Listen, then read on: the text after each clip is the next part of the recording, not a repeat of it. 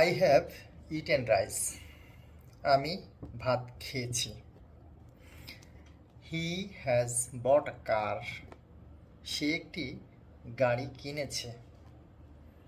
অর্থাৎ কোনো কাজ কিছুক্ষণ আগে শেষ হয়েছে কিন্তু এখনও তার রেশ রয়ে গেছে। আবার সেটা পাস্ট টেন্সে পরিবর্তিত হয়ে যায়নি এখনো, পাস্ট টেন্সে রূপান্তরিত এখনো হয়ে যায়নি।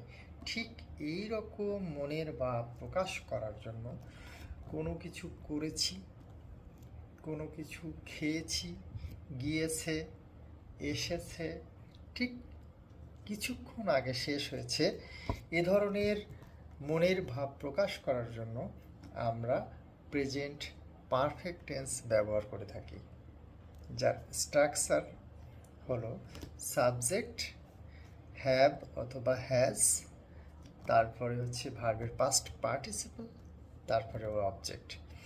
অর্থাৎ আমি যদি আরও কয়েকটা উদাহরণ ক্লিয়ার করে বলি তাহলে সকলের কাছে পরিষ্কার হয়ে যাবে। প্রেজেন্ট পারফেক্ট টেন্স খুবই ইম্পর্ট্যান্ট একটা টেন্স, যেটা হচ্ছে আমাদের দৈনন্দিন জীবনে ব্যবহার করতে হয়। তো প্রেজেন্ট পারফেক্ট টেন্স হচ্ছে যেমন আমি পানি পান করেছি, আই হ্যাভ ড্রাঙ্ক ওয়াটার।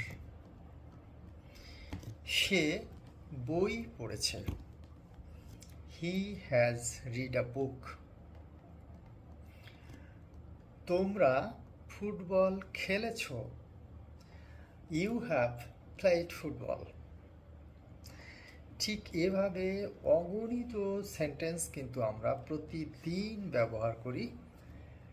এটা করেছো, সেটা খেয়েছো, এখানে গিয়েছো, সেখান থেকে এসেছো, বা সে সেটা করেছে, সে সেখানে গিয়েছে ইত্যাদি, যা এইমাত্র শেষ হয়েছে কিন্তু পাস্ট টেন্স হয়ে যায়নি, এইমাত্র শেষ হয়েছে, তার রেশ রয়েছে। এই ধরনের যত সেন্টেন্স আছে, যত বাংলা বাক্য আছে, সেগুলোকে আমরা প্রেজেন্ট পারফেক্ট টেন্স স্ট্রাকচার ব্যবহার করে ইংরেজিতে ট্রান্সলেট করব। তো প্রত্যেকে আশা করি সবাই বুঝতে পেরেছো। আবারও বলছি, subject plus have has subject অনুযায়ী, থার্ড পারসন সিঙ্গুলার হলে শুধুমাত্র হ্যাজ বসবে, বাকি ক্ষেত্রে হ্যাভ বসবে। তো subject plus have has plus verb 3 plus subject.